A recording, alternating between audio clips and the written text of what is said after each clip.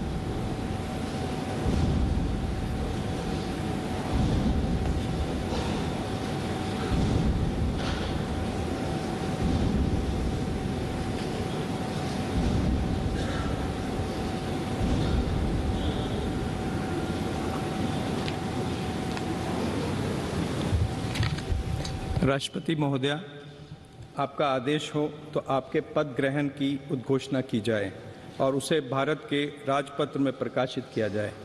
इसकी सूचना प्रमुख सेना केंद्रों तथा विदेश स्थित सभी भारतीय मिशनों, राज्य सरकारों तथा संघ शासित प्रदेशों क्षेत्रों के प्रशासकों को भेजी जाए। भारत सरकार के सभी मंत्रालयों और विभागों को भी सूचना तथा आवश्यक आदेश जारी करने हेतु भेजा जाए।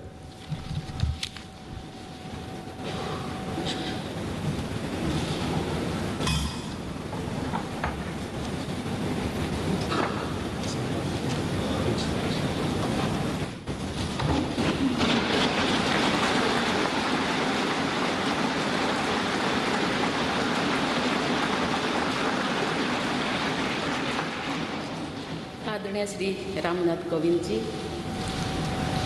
उपराष्ट्रपति श्री एम वेंकैया नायडू जी, प्रधानमंत्री श्री नरेंद्र मोदी जी, लोकसभा के स्पीकर श्री ओम बिरला जी, चीफ जस्टिस एन.वी. रमन्ना जी, सम्मानित सांसदगण, अन्य महानुभावों, देवियों और स्वजनों तथा मेरे प्यारे देशवासियों, सभी को जोहार।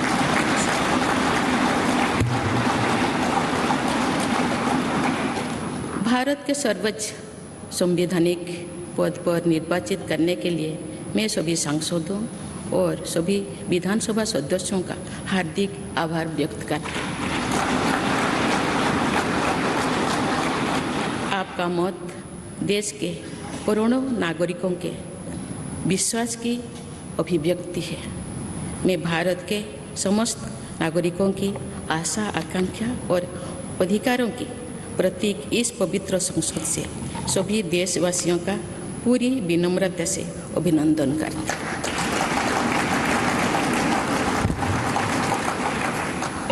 आपकी आत्मीयता, आपका विश्वास और आपका सहयोग मेरे लिए इस नए दायित्व का निभाने में मेरी बहुत बड़ी ताकत रहेगी। मुझे राष्ट्रपति के रूप में देश ने एक ऐसे महत्वपूर्ण कालखंड में चुना है जब हम अपनी आज़ादी का अमृत महोत्सव मना रहे हैं।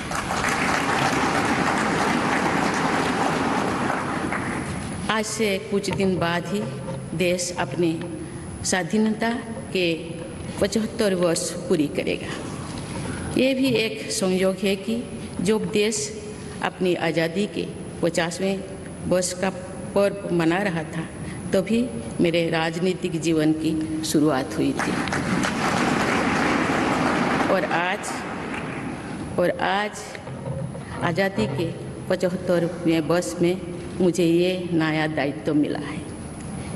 ऐसे ऐतिहासिक समय में जब भारत अगले 25 वर्षों के विजन को हासिल करने के लिए पूरी ऊर्जा से जुटा हुआ है, मुझे ये जिम्मेदारी मिलना मेरा बहुत बड़ा सौभाग्य है। मैं देश की ऐसी पहली राष्ट्रपति भी हूँ जिसका जन्म आज़ाद भारत में हुआ है। हमारे स्वाधीनता सेनानियों ने आज़ाद हिंदुस्तान के हम नागरिकों से जो अपेक्षाएं की थी उनकी पूर्ति के लिए इस अमृत काल में हमें तेज गति से काम करना होगा। इन 25 वर्षों में अमृत काल की सिद्धि का रास्ता 2 पटरियों पर आगे बढ़ेगा, सबका प्रयास और सबका कर्तव्य। भारत के उज्जवल भविष्य की नई विकास यात्रा हमें सबके प्रयास से करनी है, कर्तव्य पथ पर चलते हुए करनी ही है। काल यानी 26 जुलाई को कारगिल विजय दिवस भी है। ये दिन भारत की सेनाओं के शौर्य और संयम दोनों का ही प्रतीक है।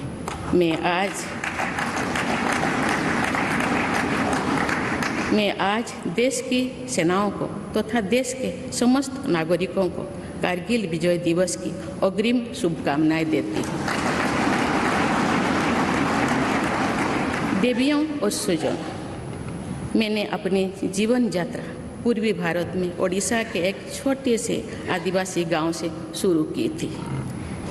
मैं जिस पृष्ठभूमि से आती हूँ वहाँ मेरे लिए प्रारंभिक शिक्षा प्राप्त करना भी एक सपने जैसा ही था, लेकिन अनेक बाधाओं के बावजूद मेरा संकल्प दृढ़ रहा और मैं कॉलेज जाने वाली अपने गांव की पहली बेटी थी।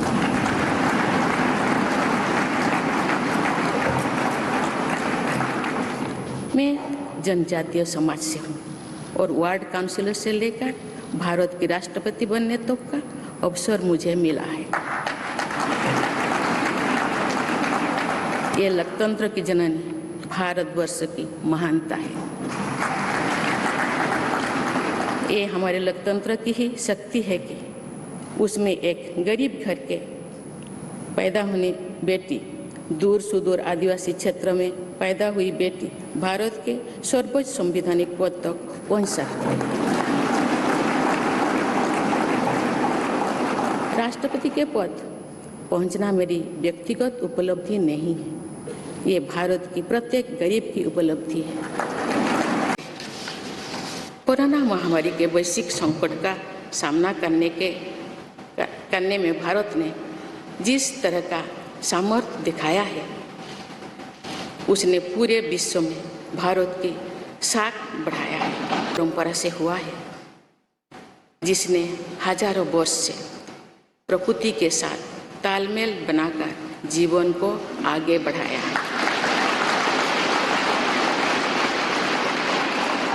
मैंने जंगल और जलाशयों के महत्व को अपने जीवन में महसूस किया है।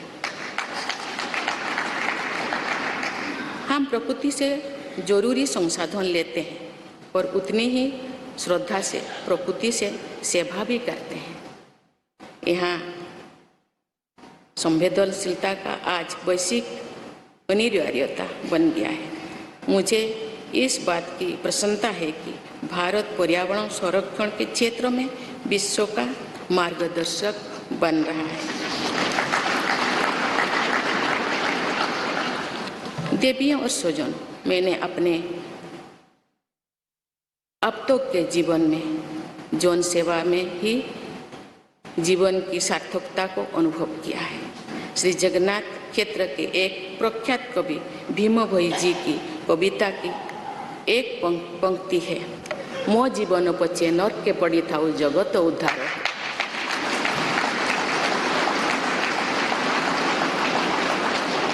अर्थात अपने जीवन के हित और हित से बड़ा जगत कल्याण के लिए कार्य करना होता है। जगत कल्याण की इसी भावना के साथ मैं आप सब के विश्वास पर खरा उतरने के लिए पूरी निष्ठा व लगन से काम करने के लिए सदैव तत्पर रहूँगी। आइए हम सभी एकजुट होकर समर्पित भाव से कर्तव्य पथ पर आगे बढ़े तथा वैभवशाली व आत्मनिर्भर भारत का निर्माण करें। धन्यवाद। जय हिंद।